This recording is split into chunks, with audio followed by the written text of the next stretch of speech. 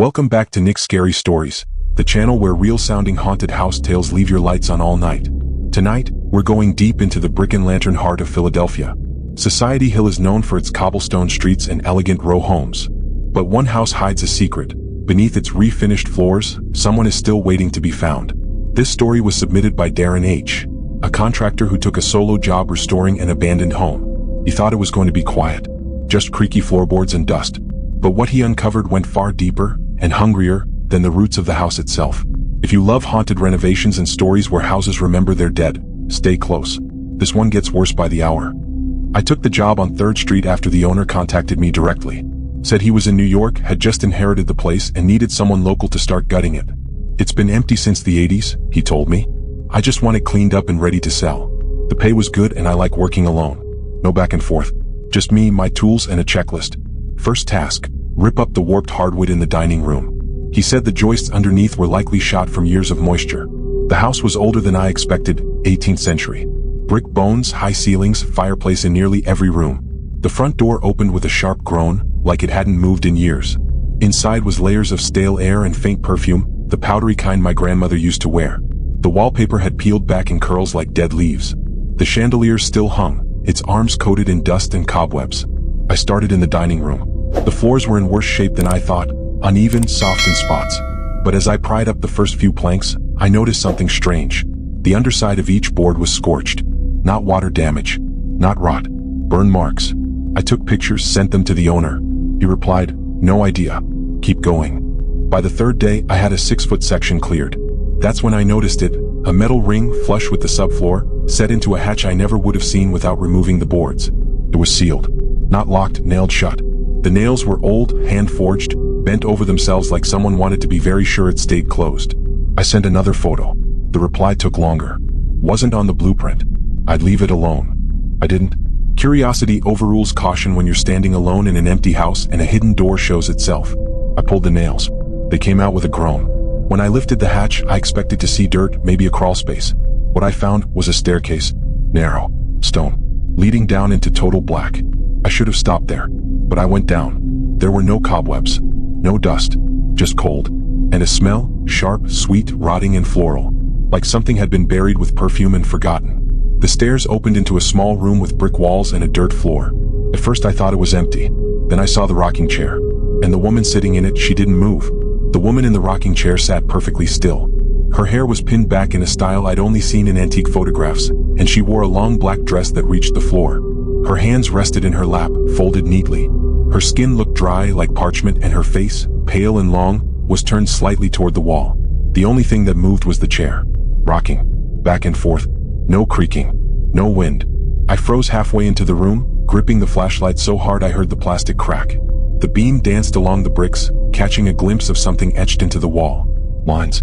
Dozens of them. Tallies scratched over and over, some so deep they broke the mortar. I tried to back away but something stopped me. Not physically, something in the air. Heavy. Like grief pressed into my chest. Like I was trespassing in the middle of someone's funeral that had never ended. I whispered, "Ma'am?" She didn't respond. I stepped back slowly toward the stairs. And then she turned. Not quickly. Not inhumanly. Just slow. Natural. Familiar. Her face was wrong. Not grotesque. Empty. No eyes. Just smooth skin where they should have been, stretched taut and pale, like they'd never existed. Her mouth opened.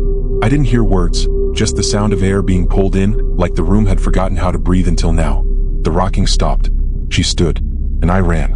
Up the stairs, out of the hatch, through the dining room and into the front yard without stopping. I didn't grab my tools. I didn't close the hatch. I didn't even lock the door. I just left. The owner didn't respond to my messages after that. I sent photos. Called. Nothing. Eventually the number stopped working. But a week later I got a letter in the mail. No return address. Just a card inside that said, "She was buried once. Don't open her again." That night I dreamed of the house. Of the hatch in the floor. Only now it wasn't sealed anymore. It was wide open. And from the basement, I heard the sound of wood on stone, slow dragging steps, and the rhythmic thump of a chair, rocking without anyone in it. I woke up to the sound of knocking. Not on my front door. Beneath the floor. I moved out of Philly 6 weeks later. Took work in another state. I told myself I imagined it. That it was sleep paralysis or some trick of exhaustion. But sometimes when the night is especially quiet, I'll hear it again. Rock, rock.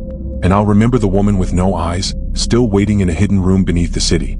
Still counting the years she's been alone. Still listening for the sound of footsteps overhead. When I moved into the apartment on Delancey Street, I thought I'd hit the jackpot. It was a one-bedroom on the top floor of a pre-war brownstone with crown molding, original hardwood, and a little bay window that looked out over the trees. Quiet, clean, old-money neighborhood.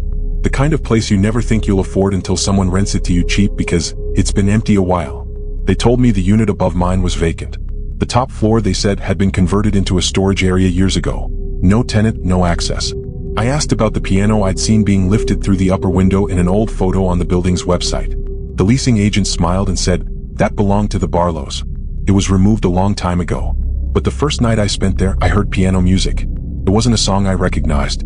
Slow, dissonant notes, not quite a melody, more like someone playing random keys while thinking. I figured it had to be a neighbor. Someone next door. The walls weren't thin, but old places carry sound in strange ways. It happened again the next night. And the one after that. Always at the same time, 2:05 a.m. Never earlier. Never later. Just 10, maybe 15 minutes of soft, wandering notes. Never fast, never aggressive. Almost thoughtful. Almost sad. I asked the couple who lived across the hall if they heard anything. The man said no. His wife hesitated. Then said, you hear her too? I blinked. Her? She used to live up there, she whispered like it was a secret. Years ago. Quiet girl. Music student at Temple, I think. Never left her apartment much. What happened to her? She left, the woman said, but her voice dipped like she wasn't convinced. That night I stayed up. At exactly 2:05, the music started again. I crept up to the ceiling, held my ear against the plaster. Clear as day, the sound of fingers moving over ivory.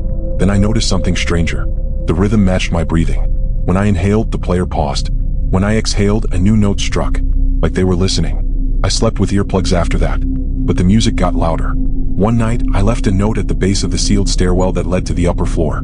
Just a sticky note that said, I hear you. The next morning it was gone. In its place, a sheet of music. Not printed.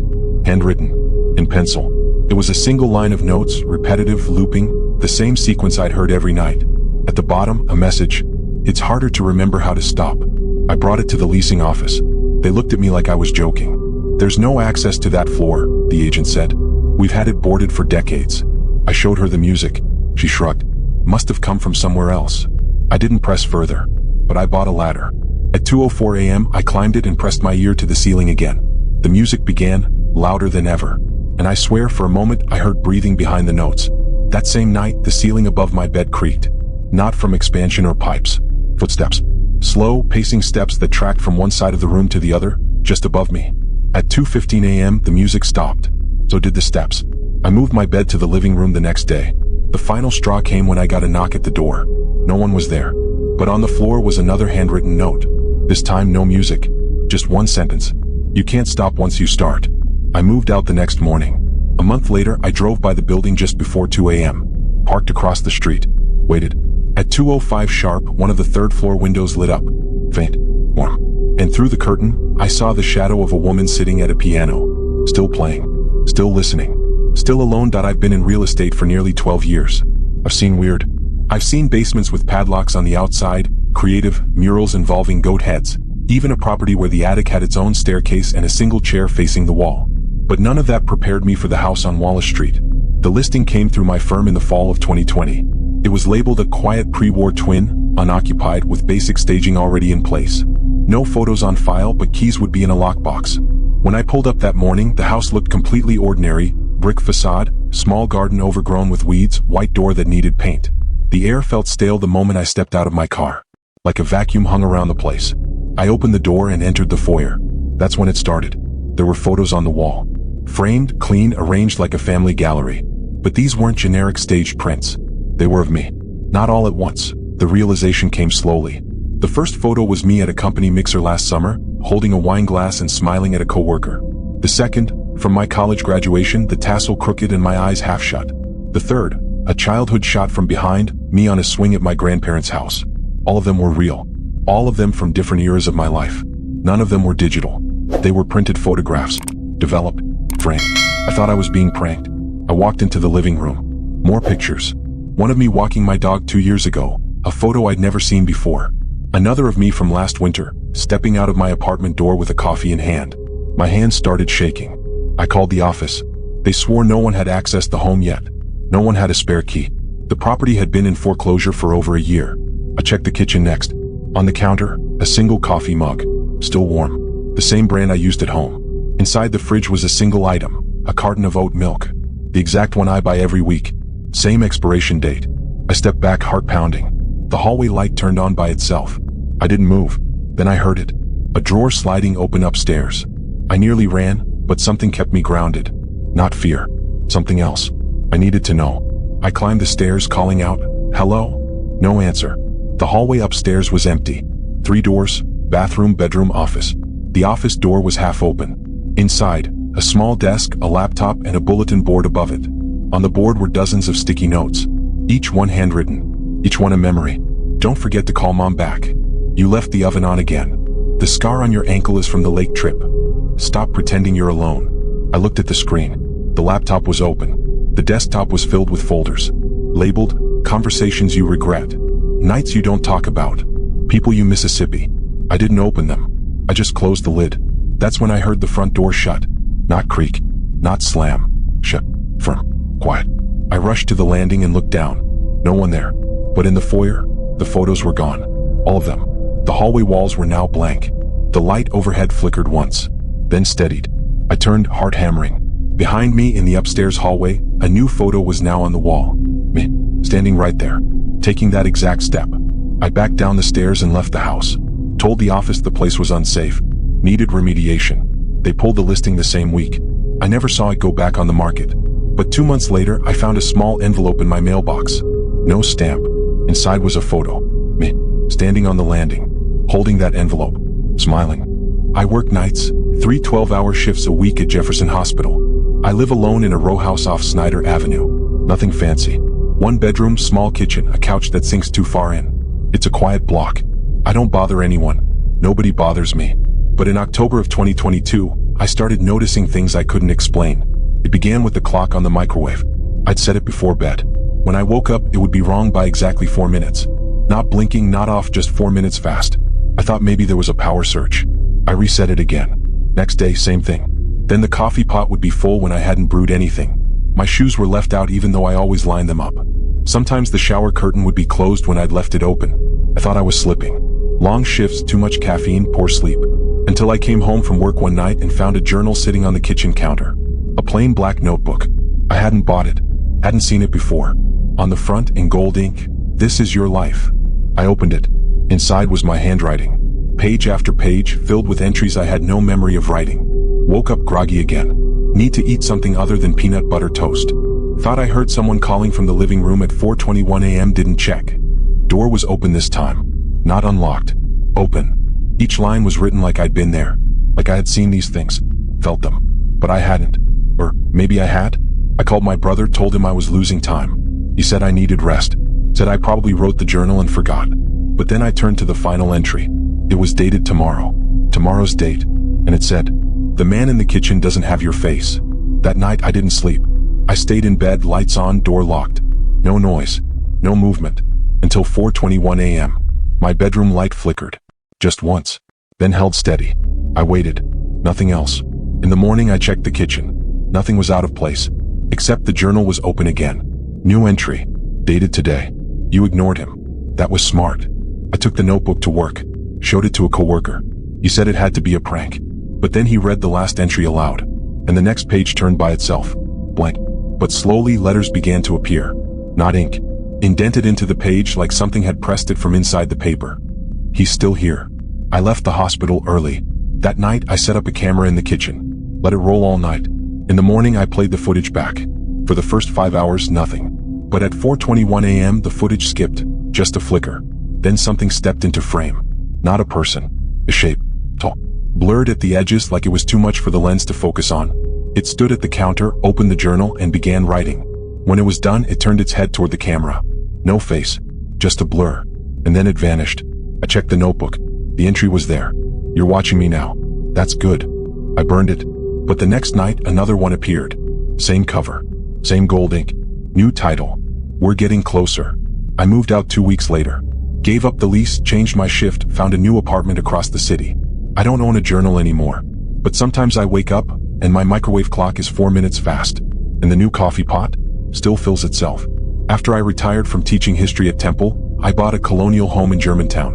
It was a passion project. The house had been built in 1789 and left to rot since the 70s. The price was low because no one wanted to deal with the plumbing, the squirrels in the attic, or the rumors. I didn't care about the stories. I cared about the woodwork, the original beams, the crown molding, the staircase that leaned slightly to one side like it had something to whisper but never did. The house had 5 bedrooms, but I focused on the smallest one first, a narrow space tucked in the rear upstairs corner. It had a single window that faced the old cemetery on Church Lane. The realtor had told me no one liked that room. Every buyer before me had left it untouched. I understood why when I opened the door. It smelled like time had collapsed in on itself. Thus, damp wood, wax, but something else too, something sweet and rotten, like old perfume sealed inside a drawer for decades too long. I stepped inside. The floorboards creaked differently there, deeper. Not like footsteps, more like a response. The only thing in the room was a tall armoire. Inside were clothes that didn't belong to anyone I knew. A lace collar, a set of gloves, a pocket watch with initials scratched out. I left everything where it was. But the next morning, the gloves were on the windowsill, facing outward, as if they'd been set down after waving goodbye. I thought I had moved them. That's how it starts, doesn't it? You second-guess your own hands. I put them back in the drawer. The next day, they were on the floor, palms up. I started to close that room off. Shut the door, slid the bolt, stacked boxes in front. And that should have been that. But on the 5th night, I woke to my name being whispered. Not loud, not urgent, just a single word. Elias. I froze. That was my name, but not many people used it. Most called me Eli. Only my grandmother had ever called me that with that particular tone. The sound came from upstairs. I checked the house. Empty. The room was still locked, but the gloves were now outside the door, fingers pointing toward me. I asked the Historical Society for records. They sent me copies of the original blueprints along with a note. One of our volunteers recognized your name. Funny thing, we had a Professor Elias Whitmore listed in the property log from 1864. Same spelling. I laughed at first, but when I looked closer, the signature matched mine. Almost exactly. The handwriting wasn't perfect, but the formation of the E, the slope of the W, even the odd way the O looped at the end, was mine. I brought it home. And that night, there was a letter waiting in the smallest room. Folded, pressed flat beneath the gloves. Written in ink that had faded to brown. Elias, you promised to come back. You said you'd remember me. I never wrote that letter, but the ink was still damp. After that, I started to hear more, the creak of footsteps overhead when I was in the kitchen. The smell of wax and lilac lingering on the stairs. And always, my name. Not shouted, not begged, just spoken, as if someone was reminding me gently. One night, I sat in the room and whispered, "Who are you?" Nothing. But the next day, I found a book left open on my nightstand. A diary. Bound in leather. One I didn't own. Inside were entries written in looping cursive. He's back. He doesn't know it yet, but he's come back. He stands where he used to sit. He dreams of things I never told him. He's different now, but I remember the sound of his voice. I moved out in the spring. I couldn't sleep anymore. The house didn't threaten me, not once, but it watched me like it was waiting. For me to say it, to remember, to open the right door at the right time. I never did. But when I left, I locked the house and walked away without looking back. And still, every now and then I get a letter in the mail. No return address. Just my name on the envelope. Elias Whitmore. And inside, you'll remember soon.